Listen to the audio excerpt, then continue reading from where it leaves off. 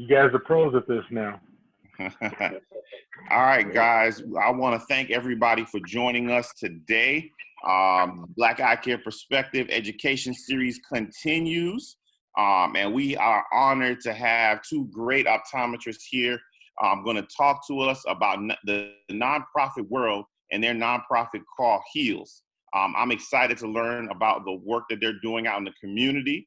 And I want to learn the back end too. So I'm hoping they give us a little information on how the nonprofit world works so that we all can support. So my name is Dr. Adam Ramsey. Of course, you have my favorite optometrist, Dr. Daryl Glover, here as always. And we are honored to have Dr. Peters and Dr. Blanc here educating us. They're going to chime in right here. I'm not sure who's going to start first, but if you guys have any questions, please put it into the comment section or message me or Daryl, and we're going to get to everybody's questions at the end. You can even ask a question here. Just mute yourself as just etiquette while we're going through the presentation. And if you want to ask a question, then you can unmute and then ask that question or type it in, and we'll ask the question for you if you don't want to, or if where you're at is too noisy to do that. So without further ado, take it away, guys. Hi, how are you guys doing today? Great. How you doing? I apologize for the delay, everyone. I am Dr. Peters, Dr. Willnella Peters. And I'm Dr. Smith Blanc. And we are part of HEALS. I am actually the executive director of HEALS.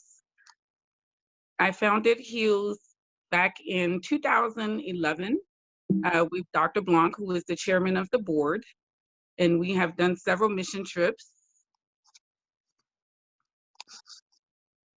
Yes, I'm just trying to advance this slide.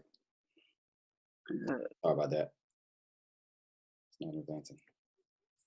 Give me one second. Hit that play, go up and hit play on the top.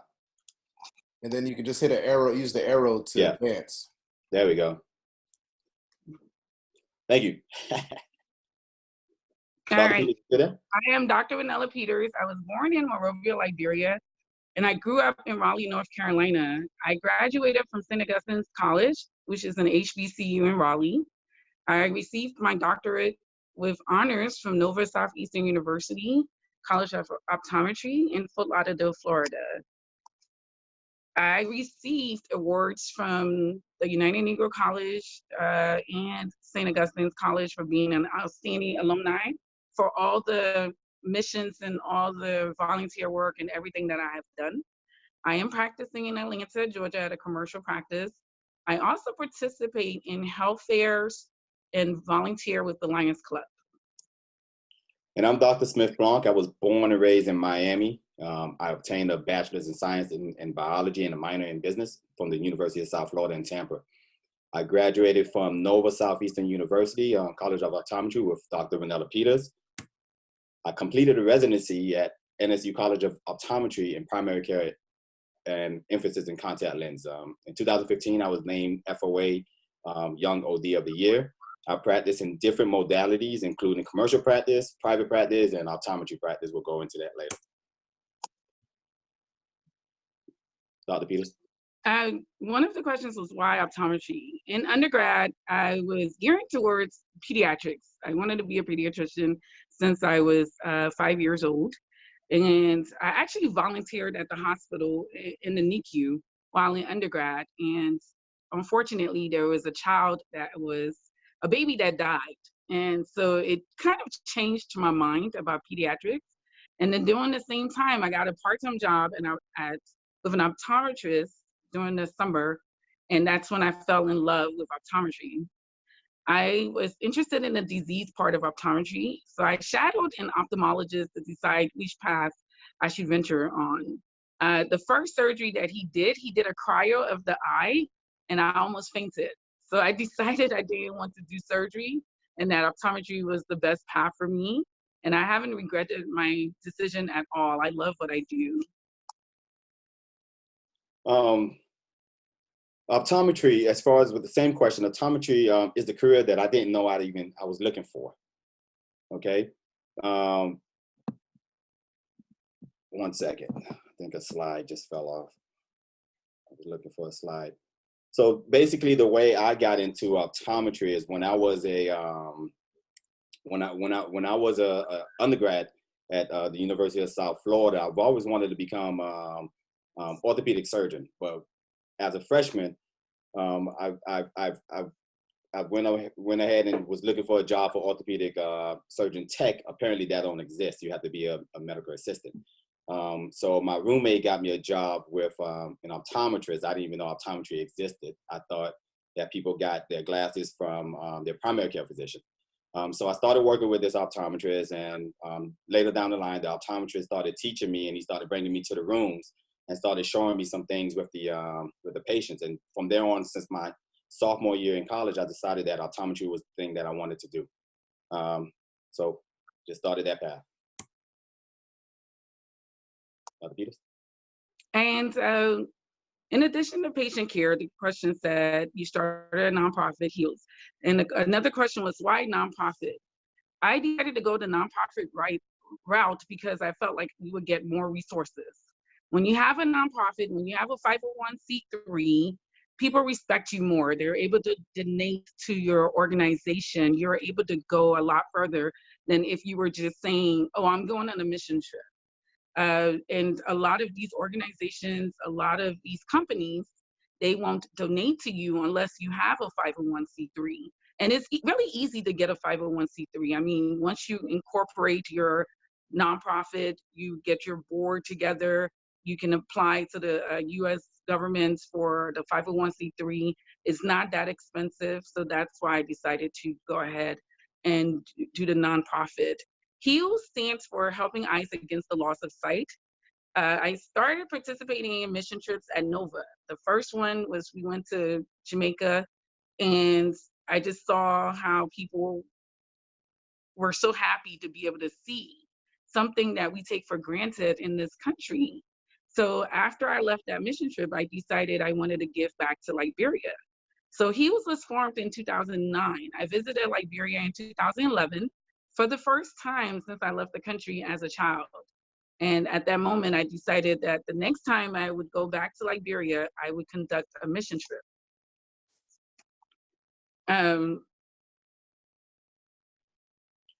So the question asked, how did Willnella and I contact each other? How did we connect? So basically, the way we connected is Willnella and I went to school in Nova Southeastern University, College of Optometry, and graduated 2009. I was always the guy that sat in the front row of the seat, and Willnella sat on the second row in the class, and then she also sat with Marlene Alcinor, another one of our colleagues, and started connecting with Willnella that way. We went through many mission trips, like Willnella, Dr. Peters mentioned, through Jamaica, through Nova NOSA chapter. So basically, doing the NOSA, I was president and Willnella was vice president.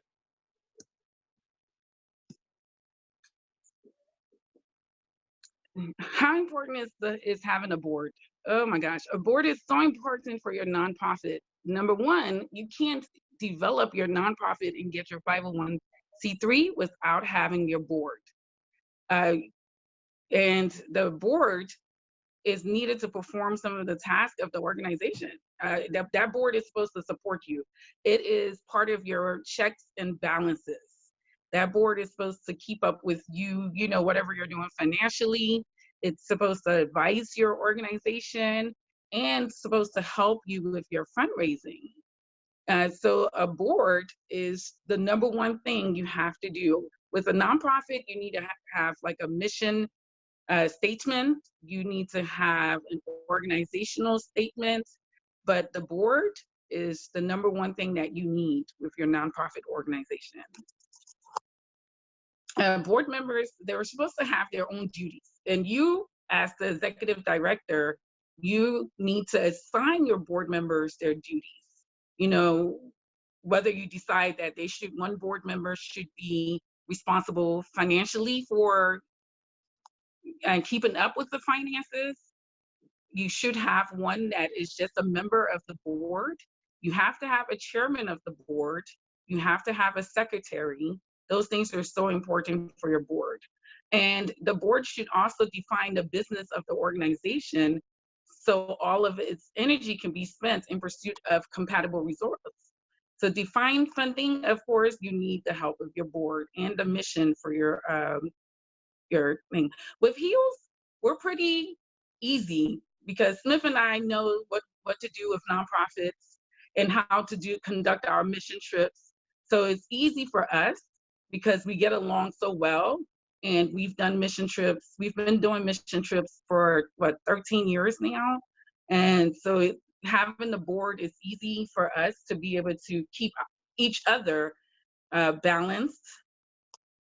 Yeah, what's also important about that is I'm chairman of the board, so I have the sole power to fire Willnella if I want to. That's a good one. That's a good one, man.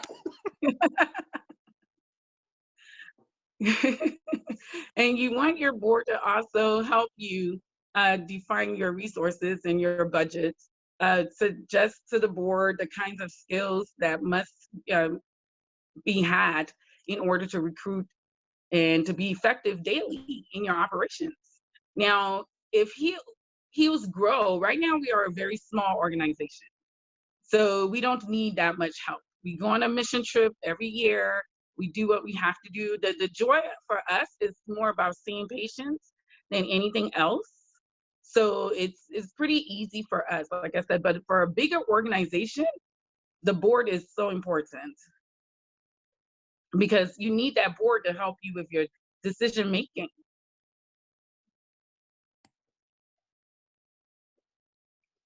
And for those that have never been on a mission trip, here is the breakdown process of a mission trip.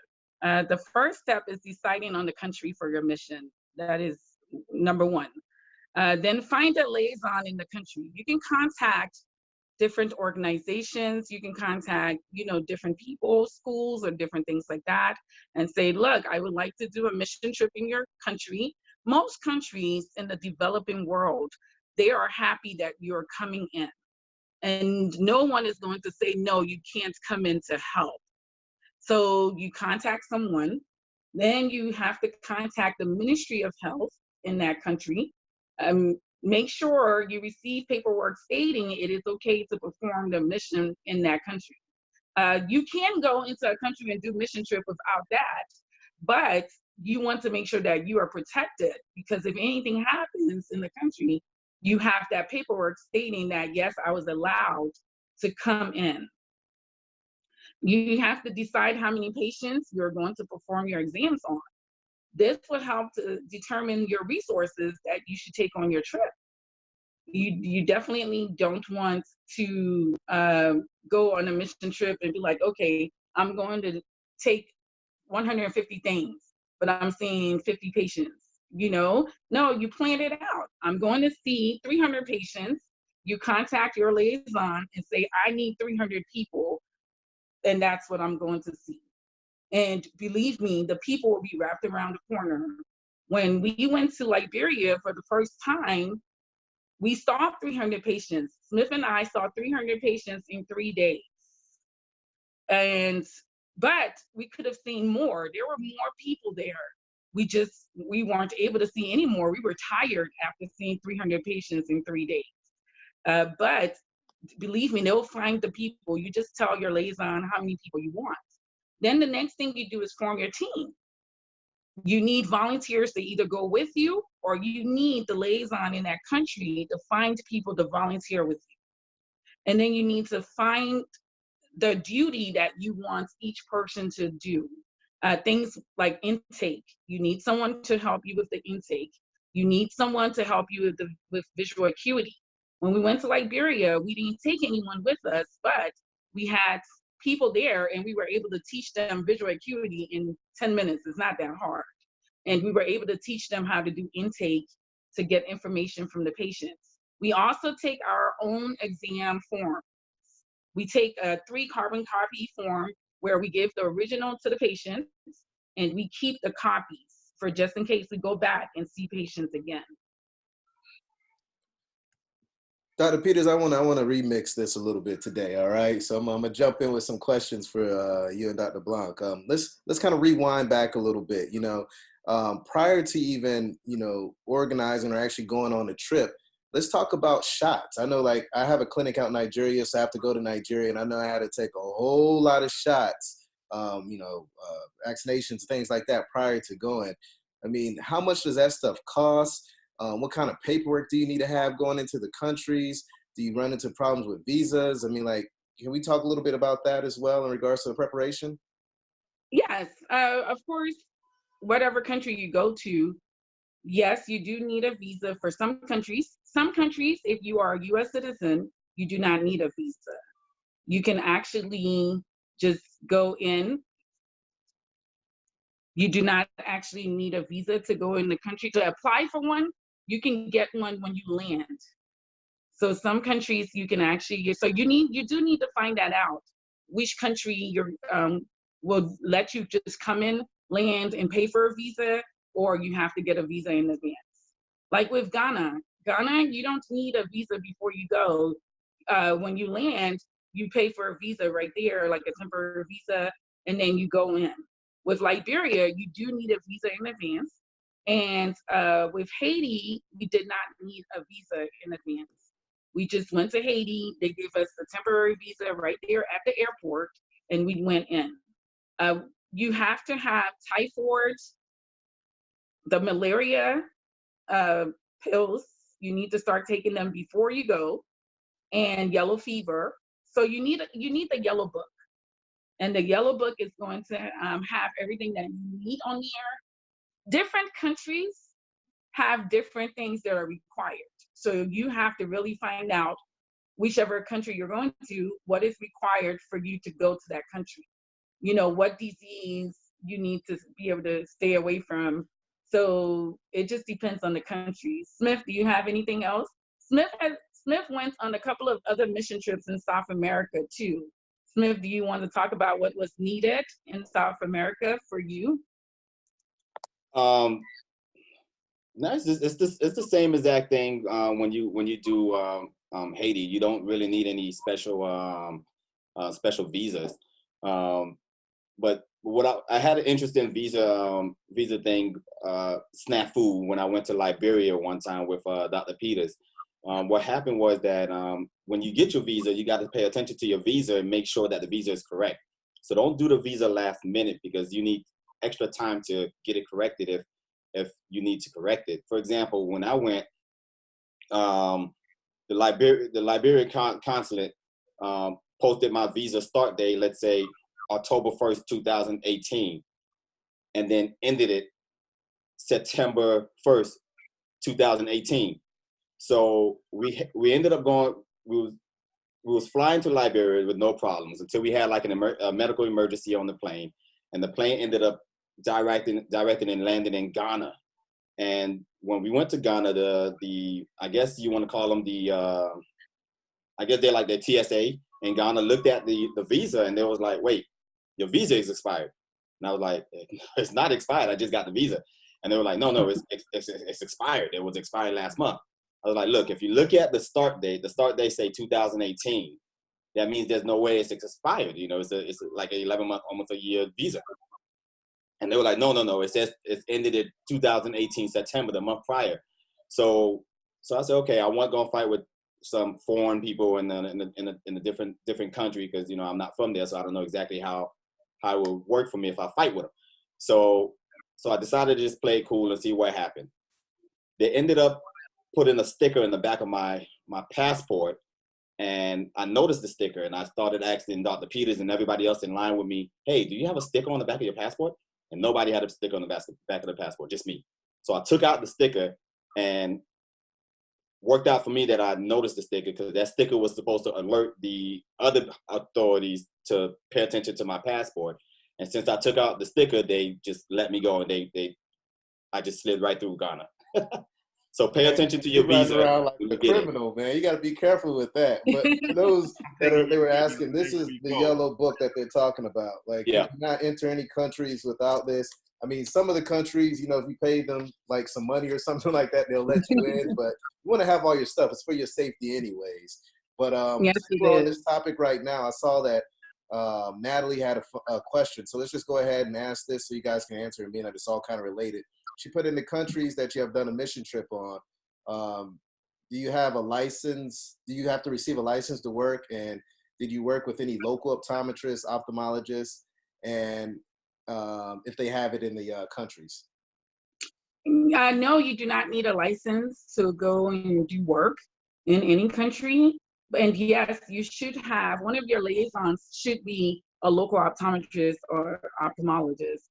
In Haiti, there was a local ophthalmologist, and in Liberia, we did have someone who wasn't an optometrist, wasn't exactly an ophthalmologist, but he did receive training in Ghana as a cataract surgeon.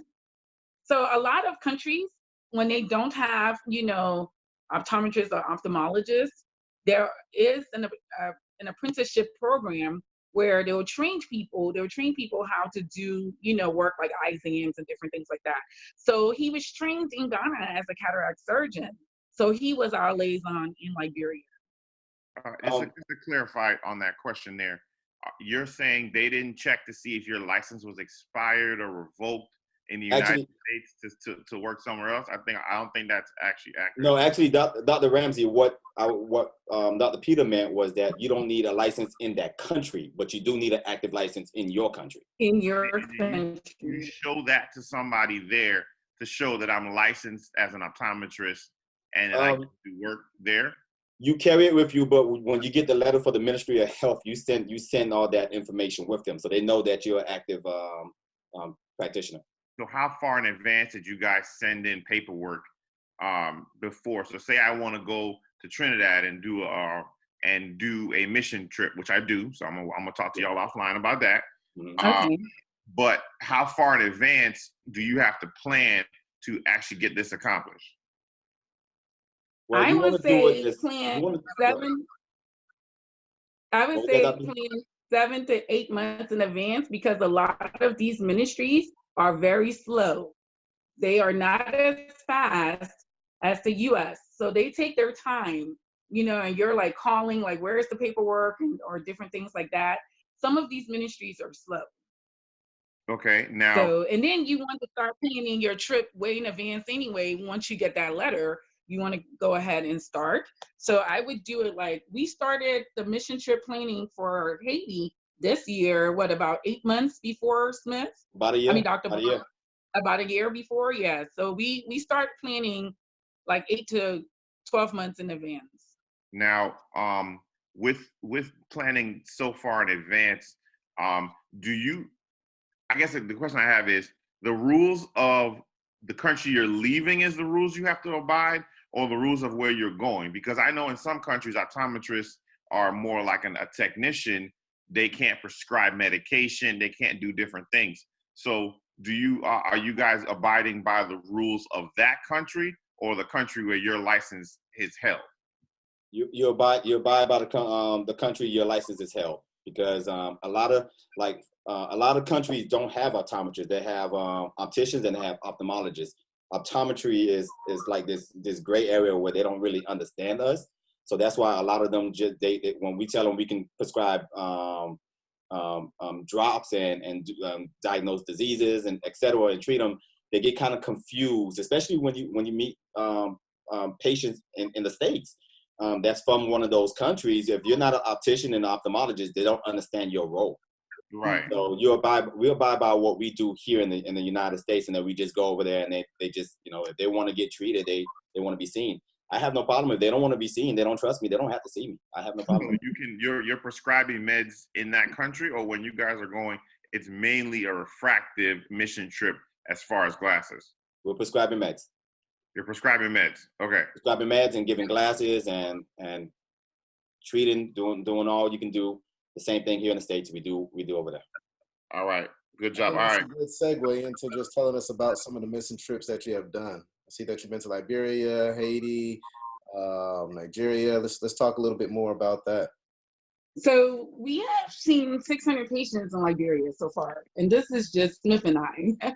And then with Nigeria, what we did was we partnered with another organization. I wasn't able to go on the trip, but we donated all the glasses that they needed for that trip. And so we kind of like partnered with them. There was another doctor that went on the trip to Nigeria, and with Haiti, we did 190 exams in Haiti. Smith actually, Dr. Blanc actually went there the year before to kind of like check out the area, see exactly where we want to do the mission, and he saw a few patients the year before. So this was on a bigger scale when we went in this year. Dr. Blanc, do you want to talk about the Haiti mission trip? Yeah, so basically what we did, we partnered with an organization, my wife's cousin organization. It's called Real Hope Football Academy. And so we partnered with her. She was our liaison over there. So we partnered with her in the academy because a lot of people recognize that brand and know the academy. So it gave us a little bit more clout, I guess.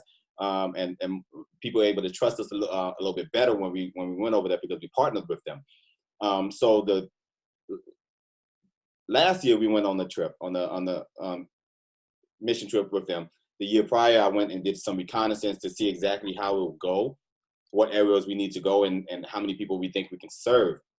So we decided this year, the next time we come, we're going to try to double or triple the amount of people that we see, because we understand we kind of work out the snafus that was going on. For example, I was the only Creole speaking doctor there, and what we need is a dedicated translator for each doctor that's non-Creole speaking to be there, so that we can see more patients. And that's where the holdup was, and kept us from seeing more than 200 patients. Now, I wanted to kind of circle back on something. You mentioned that for one of the mission trips, you supplied frames. I mean, getting, resources, whether it's frames, whether it's cutting lenses, whether it's medication, whether it's money, like, how do you go about doing that? Because I know that's probably more of the struggle than actually going there and doing the work, because trying to get money from people is like virtually impossible in most cases. Well, in most of those countries, majority of people are farsighted. It's very rare we have a patient that's nearsighted with an astigmatism. Majority of people are farsighted. So what you do is you take a whole bunch of reading glasses, and believe me, everybody would need it. Either they need it for being farsighted or just reading only. You have a lot of emmetropes also in those countries. So that part is easy. The glasses part, easy. And also take sunglasses.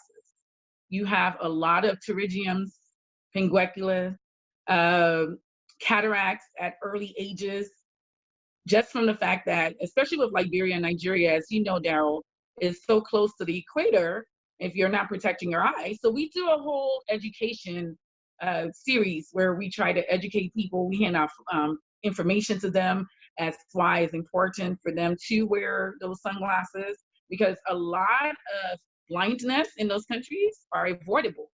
Either they need glasses, or it's because of cataract surgery, or they need pterygiums removed.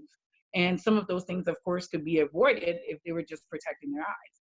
Now, with the money part, it is hard. I would tell you, we've tried to get grants through different companies like Bosch Alam and other companies, and it's been hard. So a lot of it, we fund ourselves. Smith and I just enjoy doing mission trips. So a lot of it, we fund ourselves. We did our fundraising a few years ago. A lot of people made pledges, but didn't actually make good with their pledges. So we've learned from that. You can do fundraising. If you do, make sure they pay the money that same day. Don't do pledges. I would just warn people, do not do pledges. Make sure everybody actually donates on that day if you do a fundraiser. But it is hard with the money part. And just to chime in on that, I mean, I haven't done any true mission trips or anything, just more local stuff here in the community every now and then. Cash App, like, get that money right then and there. There's no excuse. Someone has some type of app like that where you can get the money right away. So let those big talkers really cash out and give you that money for the funding. So I mean, that's something that you could potentially use down the road. Yes, when we did our first event, actually, Cash App was not invented then. We didn't even have Zelle at the time. So people were just wrote like, oh, I pledge such and such. And then, of course, you're calling people like, trying to run it. So that won't happen again.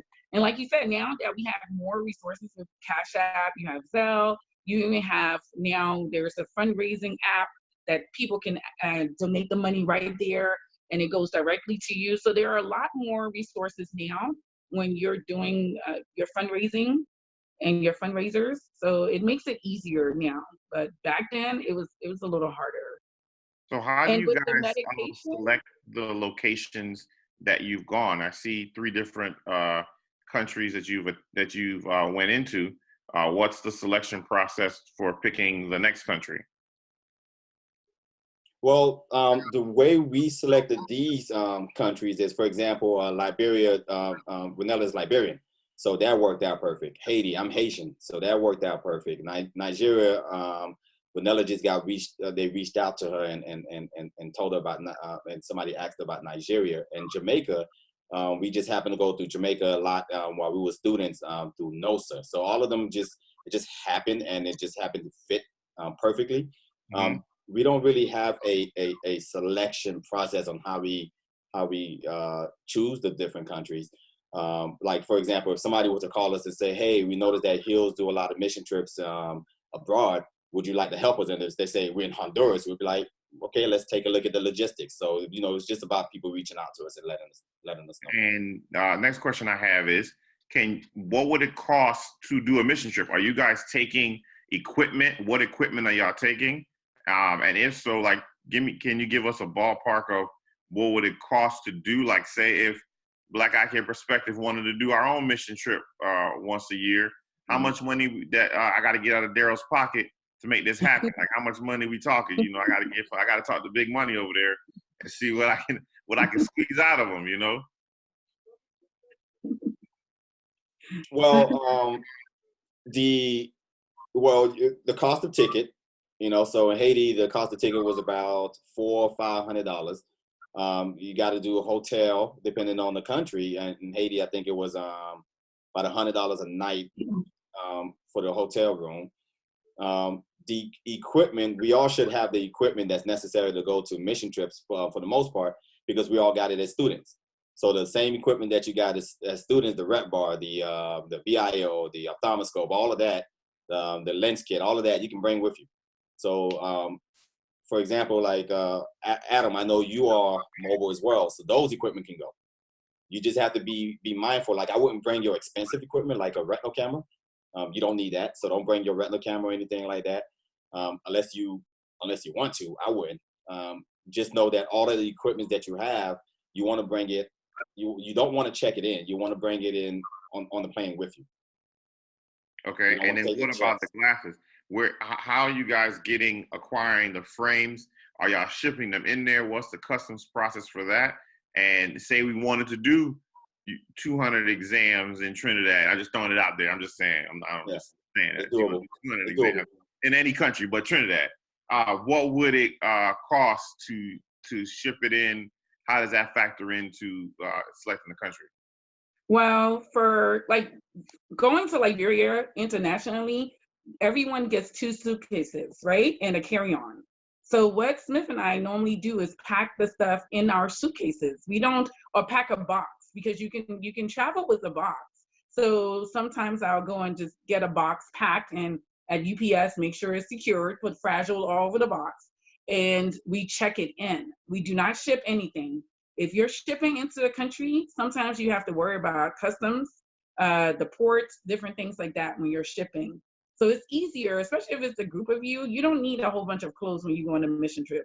Pack your stuff. So we use 1 suitcase to pack up all the glasses, 1 suitcase for all the medications. And like I said, we've been able to do it for the first mission trip. We took 4 suitcases and we saw 300 patients on that mission trip. The second one to Liberia, another 300 patients with 4 suitcases. And then the one to Haiti, I forgot how many suitcases we had, Smith. We had a lot, but it was all free. We didn't have to pay for anything because we took it in our suitcase. And then you guys are just buying over-the-counter readers, or what are you doing for the patient that's +6 in one and +3 in the other? Like, what are y'all doing to actually provide the eyewear? We rarely ever see that. I would tell you, if that ever happens, I would be like, whoa. But we did get glasses from the Lions Club.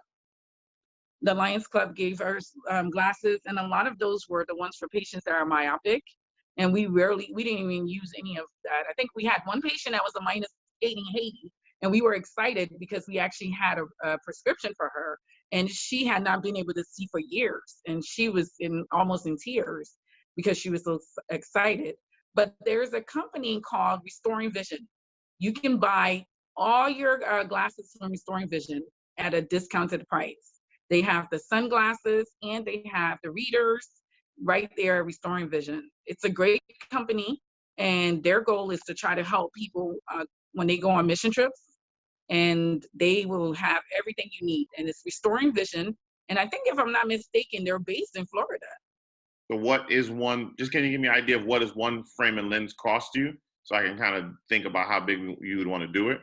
I think the reading glasses are probably like 20 cents per glass.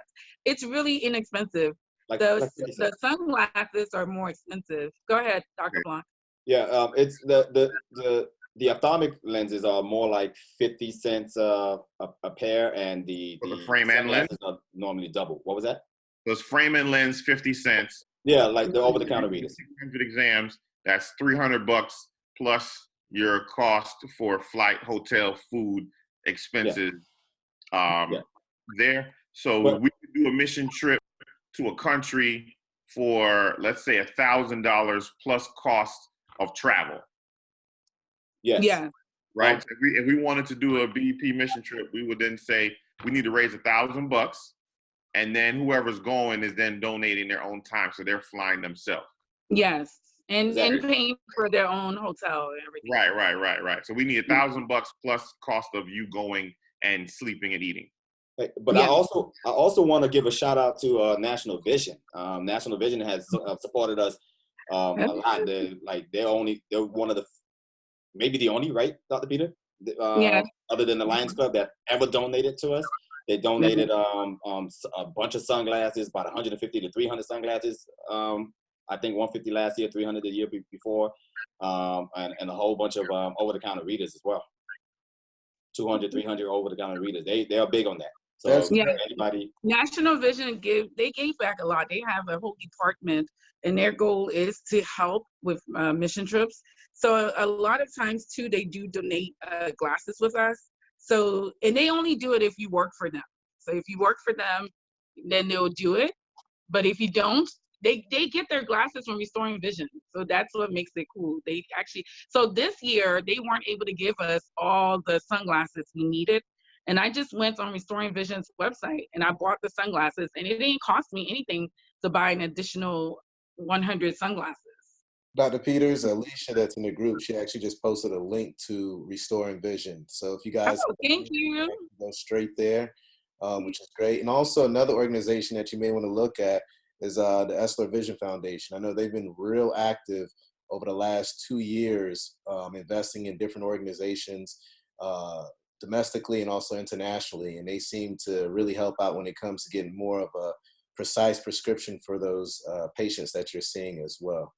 Yeah, I use Essilor's Restoring Sight Through Lenses program in my office, and they give free frame and lenses. And all you have to do is submit the glasses prescription, and you can get CR39 or poly, no AR, but aligned bifocal or single vision.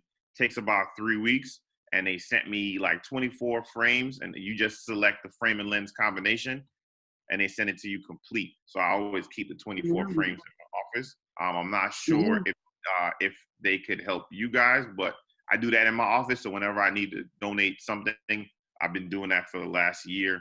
And it doesn't cost me anything. It takes about 3 weeks to come. But then it's spot on to what I ordered. So maybe you guys can look at it. Thank you. Thank you, Adam. Thank you, Daryl.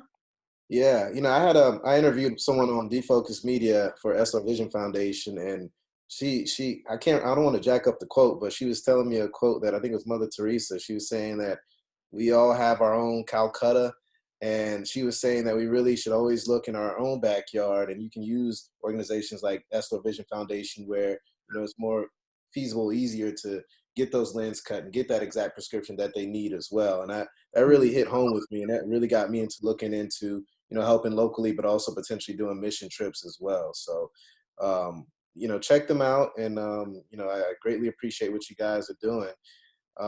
One other thing I wanted to touch on was emergencies.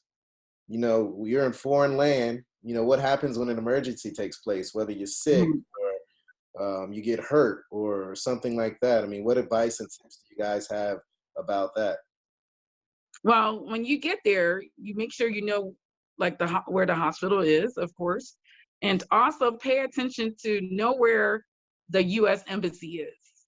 That is very vital. If anything happens, you need to go to the U.S. Embassy as soon as possible. I mean, if it's not something where you have to go to the hospital, but anything could happen. When you go to a lot of countries, unfortunately, there is civil unrest in some places. You just never know. So you want to make sure that you know where the U.S. Embassy is. So if they have to evacuate you, they know where you are. But you have to, go ahead. Before traveling to these countries, you have to look at the U.S. Embassy website, the consulate website, just to see what rating that they have these countries is. Right now, for example, Haiti is a red flag. So they basically, I forgot what it's called, like fourth. It's the highest no go to zone. So number 4. What was that? 4. Number 4. So if you go to Haiti right now, like for example, if we do a mission trip this year to Haiti right now, we're rated number 4. We're on our own. The U.S. Embassy, the U.S. is not coming to help us. So they're not going to help you. They give you a warning. They tell you, hey, we tell you not to go. If you go, that's on you. So that's why we didn't go this year to Haiti. We kind of canceled that one. So one other thing I wanted to do before we get into your big project you have coming up next was if you could just give us like a quick version rundown of just your typical day from when you wake up to the end of the day in regards to what all takes place, how it's set up and things of that nature, and just how you feel in general. Well, I would say this. Before we get to that, organize. It's very important. When you're packing that bag, you need to make sure you're organizing, or like I said, majority of people are farsighted. So you need to make sure you're organizing those plus lenses, make sure they're labeled, because when you're doing a quick exam, we're dilating every single patient too. Because we're looking for diseases. We're not just there to hand out glasses. We're giving them the full experience as optometrists. So you need to make sure that whoever is going to be dispensing can be able to grab a bag and give the person their glasses, make sure they can read. That's the first thing you do before you even leave. And then your day starts out, of course, make sure you eat breakfast. That's very important. Also, you have to make sure that you have snacks during the day, because when you're running back and forth, trying to see patients, you can get hungry. So make sure you have some snacks with you, enough water, because a lot of the places we go to is extremely hot. So you want to make sure that you have enough water. That's important. Then when you get there, you're going to set up your area. You have to know where your VA area is going to be, your intake table, where the patients will be after you dilate them, where they would go, where you're going to be doing your refractions, because we do retinal scope. We do ret. So you ret each patient, and that's how you get the prescriptions, of course. Then you have to figure out where your dispensing area is going to be. So that's what you have to do. You have to organize your area. Without doing that, your mission is not going to go smoothly. So you have to organize your area. Of course, each member of your team should already know exactly what they're going to be doing. That should not happen when you get there. That should have taken place already before you actually get to the area. So make sure that is done. And then organize the people. Have somebody organize the people by handing them numbers. If not, it's going to be very chaotic. You want to make sure that, as people come, it's first come, first serve. So each person get a number from number 1 to number 190. Like in Haiti, we saw 190 patients in that one day. So each person had a number. And then we started. We saw half the patients, and then we went to lunch and then saw the other half. Dr. Blanc, can you speak more about that? Yeah, so basically just plan out for your day to be very long, okay? So you're not going over there on vacation. You're going over there to work.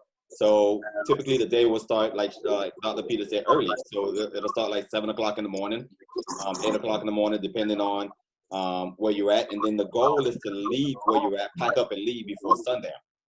A lot of these countries, when you go to these countries, you know, it's poor. So when they see American people or foreigners coming to help them, they think that you have money. So you want to leave when it's safe. You want to leave during the daytime, like right before it like at dusk. You want to leave at dusk. So so in Haiti, I think we started at 8 o'clock in the morning and ended at 5:30, 6 o'clock. I forgot when it got, right when it was just about to get dark, so that we loaded up the van and we was gone. And then you know, the rest of the time, that's when you go ahead and you go hard. You play at the hotel or wherever you want to go, sightsee. But you got to plan those accordingly. Yes, we always have a day. We always have a day where we do, you know, go and sightsee and just see what the country is about, you know, because we just don't want to just go and work. We actually want to go and learn about the country too. And that's always the fun day after seeing a whole bunch of patients. It's always nice to do that. All right, so I want you guys to, let's finish the formal presentation. So tell us what you guys got coming up, what's going on there, and then we'll add on the Q&A for anybody else that has other questions. But I want to make sure we get through your presentation, and then we'll finish off with the last few questions. Well, Adam, you're talking about a mission trip in Trinidad. I am down as long as it's doing Carnival. There's not going to be a mission trip during Carnival. People are not even coming about their eyes during Carnival. Carnival time. Now, we could go before or after Carnival, and we could go before and let it lead into Carnival or something like that. But during Carnival time, you get the people on the street are hanging out for Carnival. They ain't got nowhere to sleep, but they hanging out for Carnival. So, but yeah, that definitely can be a 2021 project. So yeah, I would be down with that. But definitely. So what do y'all have coming up next? Where's the next mission trip? How can we help? What do y'all need from the group? We got a lot of people in our group, and they all would love to help and assist. So if you say you need $1,000, I think we can make sure that the group supports whatever y'all have missing in that budget. So what you got? Well, the next mission trip we're working on is back to Liberia. We are right now, we've contacted an organization that we would like to work with, and they are in the works of trying to let us know yay or nay. Whether they say yes or no, we're still going to go to Liberia. We just find another organization. Basically, all we need the organization there to do is just give us a location and find helpers for us. So we're going to go back to Liberia. But my goal for HEALS is to be able to go to more countries, other countries, not just Liberia, Haiti, or do work with Nigeria. I want to go to other countries and not countries in South America. I want to go to African countries and countries in the West Indies.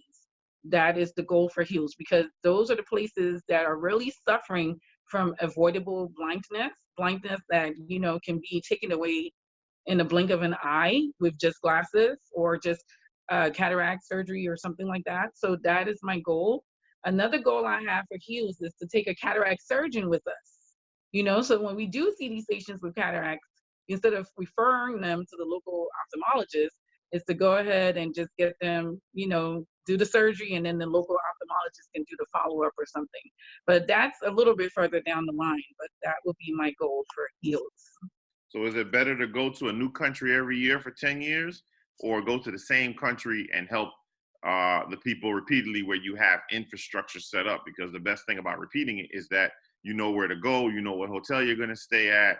The logistics of returning to the same country is way easier. But it is cool to go to different places and help different people. So you're saying you'd rather go to 100 different countries than to go to the same 2 or 3 countries repeatedly? I would rather every 2 years we go to a different country. Like we still like start adding countries onto the list we already have. You know, like we go to Liberia 1 year, we alternate, go to Haiti, then we go to another country. Then we start all over again, Liberia, that country, then we add another country. That would be my goal, to start doing that. I mean, I was happy to add Haiti and then to work with the group in Nigeria because, you know, I didn't want to just stick in Liberia. You know, I wanted to, you know, expand. So we've been able to do 2 in Liberia, 2 in Haiti, which has been great. Also, we work with doctors in those countries. So for an example, we had a child in Liberia who needed eye surgery. And so he was donated money to have that child flown to Ghana so that the eye surgery could actually occur. So we also do work like that. So even if we're not physically going on a mission trip, we're still doing work behind the scenes. And one thing I think that, you know, what I'm starting to see more folks that are doing mission trips do is actually build, you know, sustainable clinics so that they're teaching the people when they go to these places how to do a basic refraction, a basic slit lamp, and just showing them how to, you know, check people in their town and stuff like that so that they could continuously have, you know, that type of eye care. Because a lot of times what'll happen is, from my understanding, you'll go one place, and then you go somewhere the next year, that person may lose those glasses, and they may not be able to see. But if you teach someone how to do something, then at least they, number one, people are working, people can eventually make some money off of, you know, making glasses, lenses, and things of that nature. You're building a community at the same time. And we all know how precious vision is and how it can actually make your life better, whether it's working or education or things of that nature. That's what I've been seeing with a lot of folks within the SO Vision Foundation. They've been building these sustainable clinics. Are you guys open to doing something like that as well? Or is that something that you've had vision on as well? I know for me, I would love to be able to do that. Dr. Blanc? No, that's a great idea. No, it's a good idea. The Haiti is a little challenging. you have to get trustworthy people to continue that for you. But it's doable. It's doable. You can always find trustworthy people. Gotcha. So, I mean, this is great. I mean, you guys really opened up my eyes in regards to some of the stuff that I had no idea about in regards to nonprofits, and I'm pretty sure some of the other folks. What I'd love to do now is open up the floor, and I also like to challenge some of our members. You know, I don't see why, you know, Black Eye Care Perspective can't really help contribute, you know, whether it's, you know, $10 from each person. I mean, there's over 100 members. That's easily $1,000 that can go to any mission trip. And I don't think any of us are going to miss $10, you know, and those that want to give more, we could definitely, you know, pledge more. I mean, this is something that we could do with our organization. It's something that the NOA could do. You know, there's so much that we can do as Black eye care professionals to help, you know, take care of our people in other countries as well. And we could also, I know I have drops sometimes expire or about to expire in my office that I get as samples. We could collect drops and different things and then be able to take that on the mission trips. I would love to see, you know, more people probably would go with you guys if they knew, you know what I mean? Like, I haven't gone on other mission trips, but I would be more apt to go on with you guys. So I think if you can let us know the date or around the date of your next one or what you guys have planned, let's start putting the information out there. You know, some people may not even have a passport. You know, we got some people in the group may not have a passport. So the first step is you're gonna need a passport. You know what I mean? Like, you're gonna have to do some of those. We kind of put together a little blueprint on, I would like to go on the mission trip, but I don't see why we couldn't have 5 docs go each year to the mission trip, you know, as we grow the group and what we have coming up. And I definitely want to add on 2 days because I know Haiti got some great beaches. So I know I'm adding on 2 fun days at the end. After I do some work, I need 2 days on the beach with a pina colada. That's just me. But we definitely, I don't see why we can't do that. So I would challenge the people in the group to you let us know where your budget shortfalls are at. And those that can't go, at least pledge to help somebody else go. And all of us got at least one sample bottle in our office. So if we all could just at least mail them to a P.O. box or wherever you guys have it at, and we can store it and get some donations, or we can either put a little donation bucket in our offices and ask the patients to donate. So there's always a way. You know, we got 100 smart people in this group that we can go ahead and put our minds together. The money shouldn't be a problem. We all have resources as far as connections with different companies. You know, in this group alone, we just talked about a couple of different ways that we can already get the resources to get that together. So I don't see why the money should be a problem, or the glasses should be a problem, or getting the volunteers and help, because I have interns in my office that come in regularly. And if I say, hey, you want to go on a mission trip to X, Y, and Z to help, then, you know, let's find a way to get them in there so we can see more people. So you're not doing some of the non-doctor related tasks. You can do a few more of the other tasks. So I'm excited for what we can do to help and support what you guys are doing. I would love if anybody has any questions to ask, but make sure that we get across everything you guys wanted to express to us today. I've been educated quite a bit today. Good. Well, thank you, Adam. Thank you, Errol. I think we basically covered everything about mission trips. If anybody has any questions, you can contact me at 678-629-0409. Also, if you would like to donate to HEALS, it's www.healsight.org, and then you can donate there.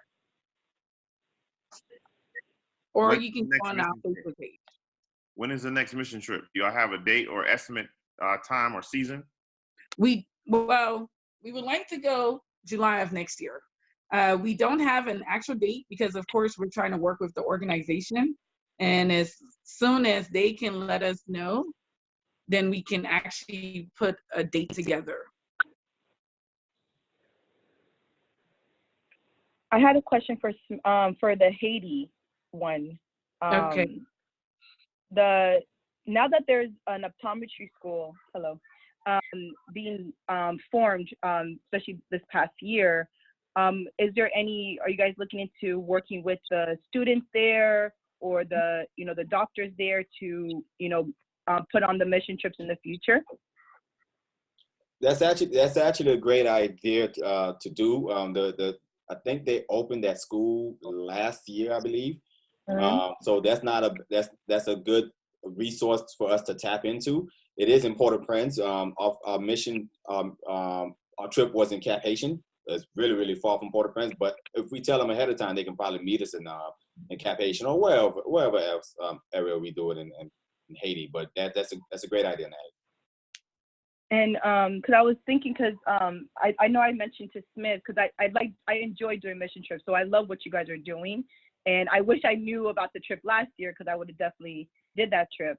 But I did an Ethiopia trip this past year, and what I was telling Smith about it, and I was the first American optometrist to go on this trip.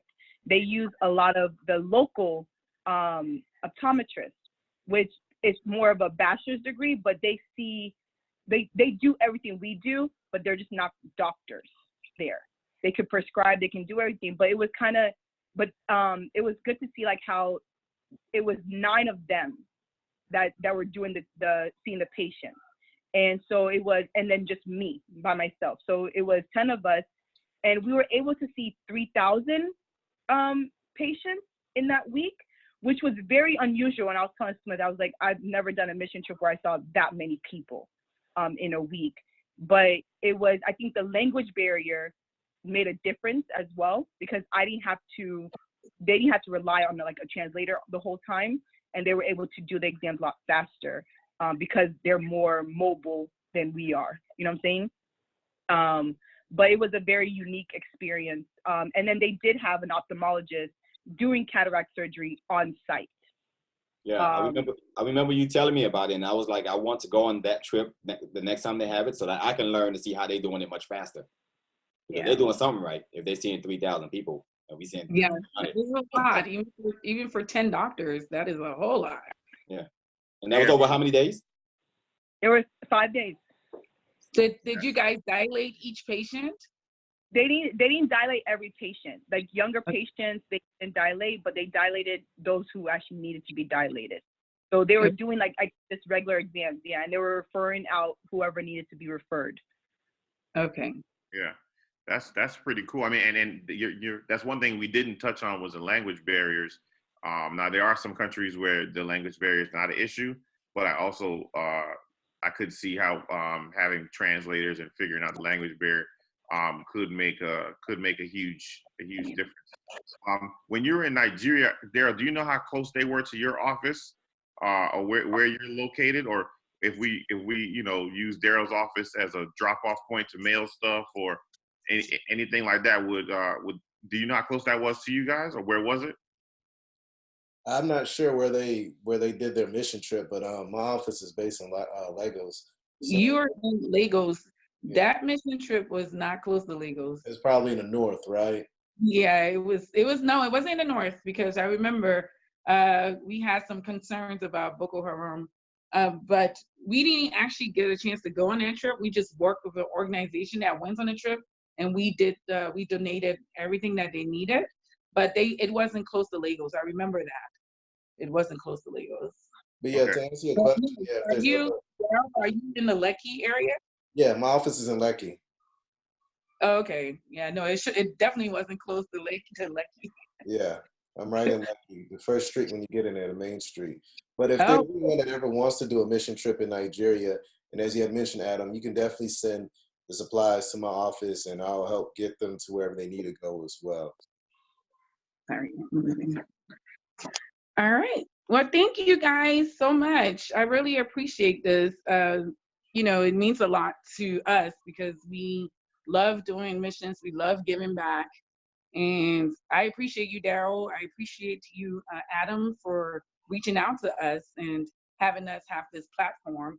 And thank you for forming Black Eye Perspective because I have seen you guys do a lot, and I really like how the group is going. Thank you. Thank you. We greatly appreciate it. And we're straight up about, really helping out. Whenever you guys are ready to push the envelope and collect those funds, let me know. I'm going to donate. I know Adam's going to donate, and I'm pretty sure everyone else will as well. Whether it's $10, $20, 30, 50, whatever it may be, let's make it happen because we got to take care of ourselves and those that look just like us around the globe as well. Yeah, I say let's throw a budget out there when you guys get it done and say, hey, this is the goal, this is the budget. We got enough people in here that we can get that done. So I want to thank you guys for taking the time out to attend. Thank you to all the participants that came on and asked questions. This was the idea that we have for doing these educational series, and we're just loving that people are participating and attending and watching it. And then we're going to post it so that more people are going to get access to it later. I definitely think we'll do a follow-up to this later once you do have the information about the trip, and we get more people engaged and involved, get people to sign up to attend, to donate, and to mail off supplies, eyewear, whatever is needed. We will get it done. So I want to thank you guys for the information. Thank you for being so candid and honest. And I think we're going to be able to do big things together. Because there's no better feeling than knowing that we can support the community and give back because we're blessed to be a blessing. So thank you guys for coming in, and we'll see you. The next actual educational series will be on December 18th, and we will have Dr. Janelle Davidson, and she's going to be talking about her ocular aesthetics. She has a dry eye, and she does a lot of things with dry and ocular aesthetics.